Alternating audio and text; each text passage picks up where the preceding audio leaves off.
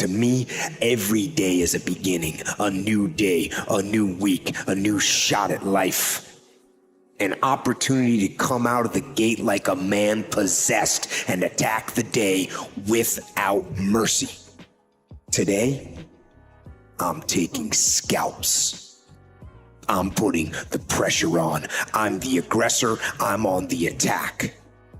And of course, I will get tired.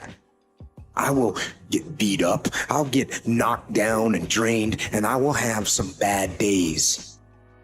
But I will not stop. When you know why you want something, when it's desperation, the power of being desperate is something that most people avoid. They think desperation is a weakness. And I'm here to tell you, desperation is one of the most powerful emotions you could possibly possess, because when you're desperate, you find reserves and reservoirs of ideas, talents, and a strength that you don't know you have when you find yourself in a desperate situation.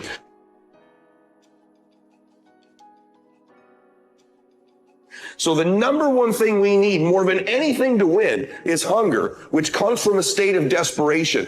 Yet we're constantly trying to comfort ourselves in the real world to avoid the state of being desperate.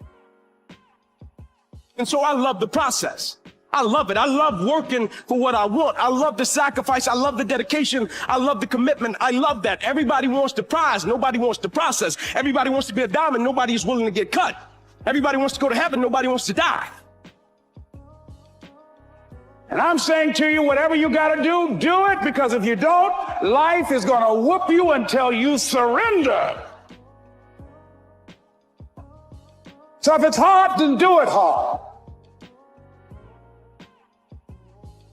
These are not tears of sorrow. These are tears of joy, because the thing I understand, the only thing I need you to do is deal with it in the right way. And watch what God not only does in your life, watch what God does in everybody's life that's connected to you.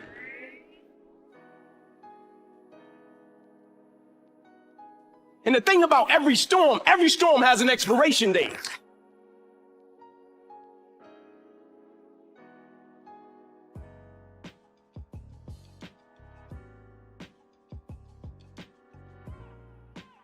So when I don't see the point and I feel like my life is being dismantled, could it be that God's preparation comes packaged as pain? And maybe if you could see it that way, it wouldn't take the pain away, but it would give the pain a purpose. If you could see what you've been calling a failure really wasn't a failure, it was a foundation. You're 25, you could be an idiot. It's no problem. Okay, well now you're the same person at 30. It's like people aren't so thrilled about you at that point. It's like, what the hell have you been doing for the last 10 years? Well, I'm just as clueless as I was when I was 22. It's, yeah, but you're not 22. You're an old infant, right? And that's an ugly thing, an old infant. So part of the reason you choose your damn sacrifice, because the sacrifice is inevitable, but at least you get to choose it.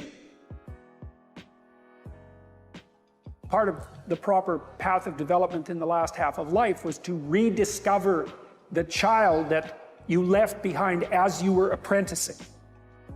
And so then you get to be something and regain that potential at the same time.